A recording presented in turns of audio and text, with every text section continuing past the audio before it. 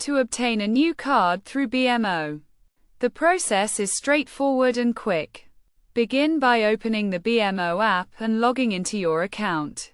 Select the card you wish to replace from your dashboard, which will then display a summary of your card, including the balance and transactions.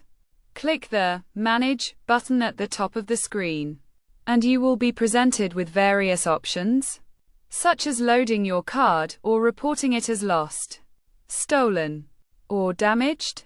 Choose the reason for requesting a new card, and if applicable, select the Lost or Stolen option.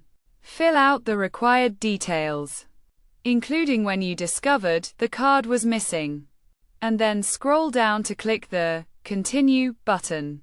Ensure your address is correct and confirm it before proceeding.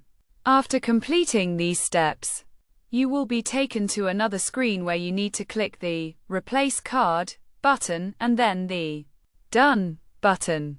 Your new card will arrive at your address within 6 to 7 days.